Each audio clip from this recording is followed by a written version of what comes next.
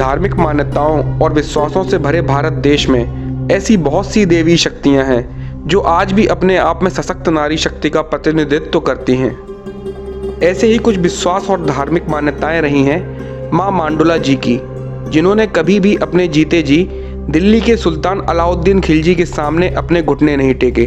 कहते हैं कि अपने जीवन के अपार संघर्षों के बाद मां मांडुल्या जी ने पहाड़ों में समाधि ले ली, जिसके बाद वो एक सशक्त देवी शक्ति के रूप में उभर कर रतनगढ़ वाली माता के नाम से प्रसिद्ध हुई। तो मित्रों, रतनगढ़ वाली माता के जीवन और उससे जुड़े संघर्षों के बारे में जानेंगे आज के इस वीडियो में।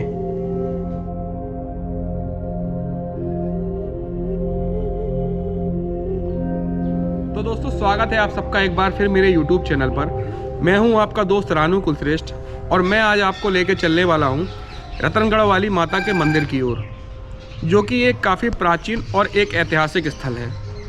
तो दोस्तों, आइए फिर चलते हैं रतनगढ़ वाली माता के मंदिर की ओर।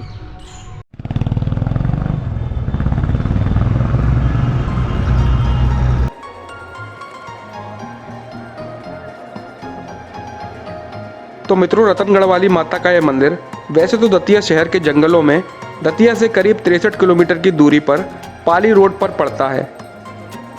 और अगर आप ग्वालियर से जाते हैं तो ग्वालियर से रतनगढ़ वाली माता के मंदिर की दूरी करीब 70 किलोमीटर के आसपास बैठती है। तो मित्रों, हम यहाँ ग्वालियर से बड़ा गांव होते हुए रतनगढ़ वाली माता के मंदिर जा रहे हैं।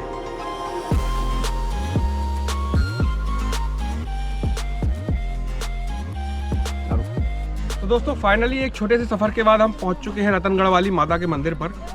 तो दोस्तों, चलते हैं अंदर और कोशिश करेंगे कि अगर मंदिर की अंदर की वीडियो मिल जाए तो आपको ज़रूर दिखाएंगे।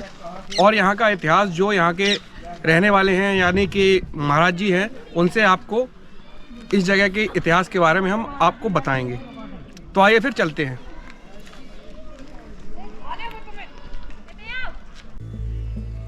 रतन सिंह राजा हुआ करते थे रतनगढ़ के, और बगल में ही देवगढ़ है, वहाँ के इनके भाई देव सिंह राजा थे। तो मुमडनों में पहले तकिया वाले साईं बजा करते थे। वो घूमते थे चारों तरफ, भीख भी मांगते थे और अपना गुजारा करते थे। तो रतनगढ़ अचानक वो आए तो माड़ूला जी, जो रतनगढ़ वाली माँ बनी बैठी हैं, रतनगढ़ वाली, स्नान करके अपने कंचन केसों को सुखा रही थीं अपने छाजे पर महल के।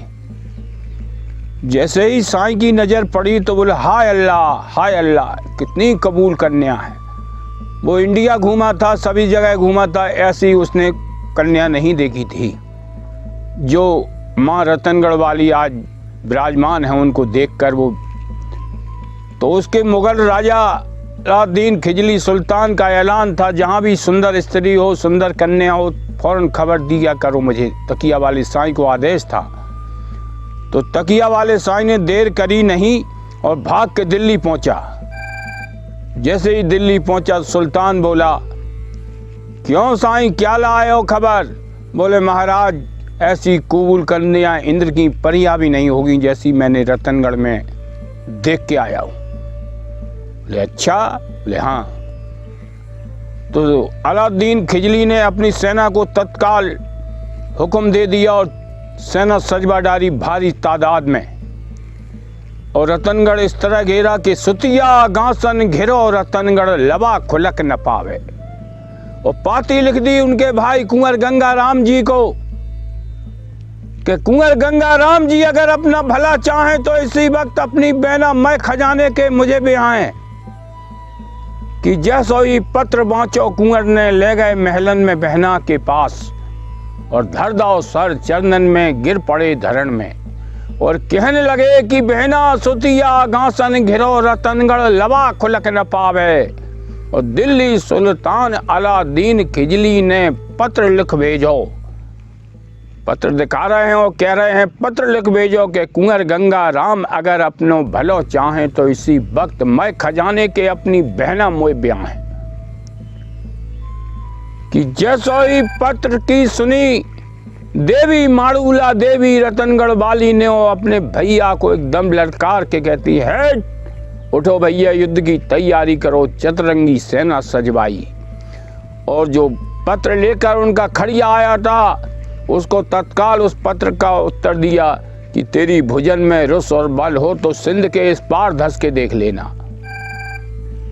जैसो ही पत्र उधर सुल्तान ने बांचा कि ये तो बहुत बड़ी चुनौती मिल गई एक छोटे से राज्य में, तो जैसा ही आगे बढ़ा तो उनकी सेना और माई और भाई ने लिया तीर कमान और माई ने ली तीर कमनिया, लेके अंगाड़ी होकर के आनंद हरा दई भैया को पीछे रहवे की, और खुद आगे हो गई और बन गई रणदूला। जैसे ही जाते ही उनने अपना नमन करते हुए उस शक्ति को, धनुष को और तीर कमनिया को दोनों ने प्रणाम किया, और जैसे ही छोड़े तो तीर कमनिया साए साए करती थी माता की, देवी रतनगढ़ वाली की, और कुंवर साहब की धाए धाए करता था तीर। तो योद्धा वो दुश्मन घबरा गए। जब दुश्मन घबरा गए तो उन्होंने, उनके सुल्तान ने अपने सेनापति से सलाह ली कि ना कुछ गड़बड़ी है, यहाँ अपन विजय नहीं पाएंगे, मारे जाएंगे, इसलिए भाग चलो रातों रात।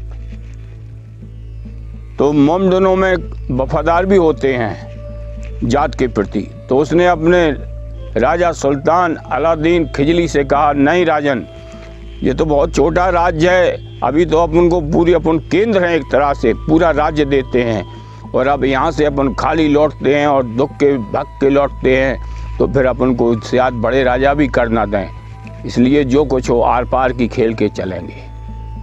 तो उसको शाबाशी दी सुल्तान ने। तो उसने अपने चाल चली, माई का जो सेनापति था उससे मुलाकात की। जब युद्ध बंद हो जाता था शाम को तो शिविर में आ गया और सेनापति से गुपचूप करने लगा। सेनापति से कहने लगा, अरे यार क्या तुम इन बच्चों को राजा बनाए, तुम खुद राजा बनो। बोले मेरे पास खजाना नहीं है। सेनापति बोले खजाना की कितनी ज़रूरत है, यह घोड़ा भरो, अपने घर रखे आओ पहले, और फिर हमारे लिए काम करो। तो हो गया महाराज आपका काम। एक धोबी भी था, वो जादू तंत्र गंदगी का प्रतीक था। उस एक दुआ की बावरी भी थी यहाँ। जो भी सूरवीर लड़ते थे उनके घाव होता था, उसका जल पीते ही मुंह में डालते ही, उस घाव पे लगाते ही वो दुगनी शक्ति के साथ फिर युद्ध में लड़ने लगते थे। उस दुआ की बावरी की जिद वो थी, बहुत शक्ति थी। तो किसी ने दुआ की बावरी सुखवा दी एक धोबी से, सेनापति भाग गया, सभी लोग भाग गए, दोनों खड़े रह गए बहन भाई। जब बहन भाई खड़े रह गए और इधर उधर आसपास ताका तो कोई नजर नहीं आया, और सिंध के उस पार पहले ही सुल्तान को पहले ही मार दिया था, उसका आज भी हजीरा बना है। सिंध के इस पार एक भी शत्रु नहीं धसने दिया, दोनों ने अकेले ही। और आखिर पे उनने जब जीत गए वो, तो उनने सोचा कि, तो उनने कहा इस संसार में नहीं रहना भैया, ये गंदे लोगों के साथ अब नहीं रहना। बोले बहन तो कहाँ जाएंगे? बोले हम वो कर रहे हैं, इनसे प्रार्थना करेंगे, हम इनसे प्रार्थना करेंगे। तो उनने ये पत्थर पड़े हैं, ये पत्थर, ये महल के पत्थर हैं, इससे प्रार्थना की, धरती माता लाज, मेरी लाज राख। तो उनने इसको अपने आंचल में समा लिया, धरती माँ ने दोनों को, सभी स्वाहा हो गए। अचानक इधर तरफ का कोई एक लोहार है या कोई हो, मूर्ति जो माँ के पीछे है, वो पहली मूर्ति वही थी। ये फिर दूसरी पथरवाई गई,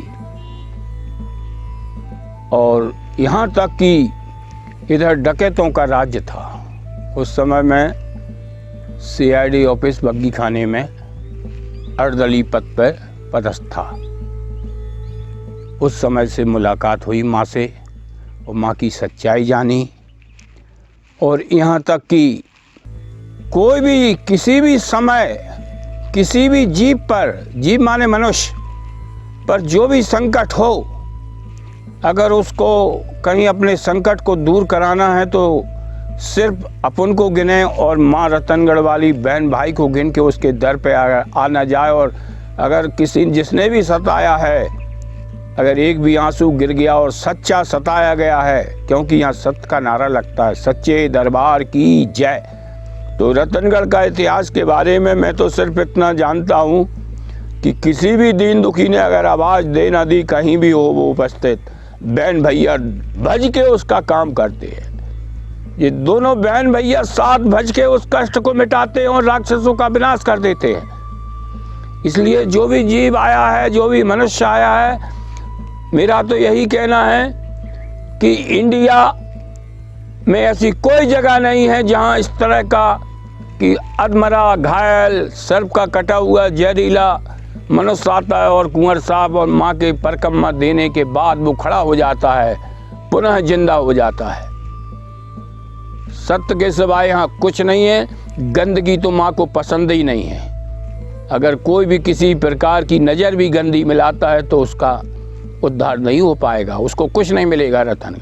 रतनगढ़ सिर्फ जो सच्चे दरबार की जय बोलते सही आया है और लाज की भीख मांग रहा है, क्योंकि लाज की भीख ही माँ रतनगढ़ वाली ने, उसके भाई ने इस पृथ्वी माता से मांगी थी कि मेहंदी लाज, लाज है तो सब कुछ है, वरना सब व्यर्थ है। तो दोस्तों, ये जो आप बड़ा सा घंटा देख रहे हैं, ये भारत का सबसे बड़ा घंटा है और इसको जो है मुख्यमंत्री शिवराज सिंह चौहान के द्वारा यह लगवाया गया है।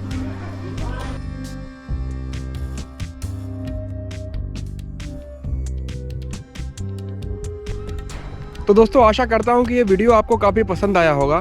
इस तरह के और वीडियो देखने के लिए सब्सक्राइब करें हमारे YouTube चैनल ट्रैवल विद को। तो दोस्तों, फिर मिलते हैं एक नई जगह और एक नए वीडियो के साथ।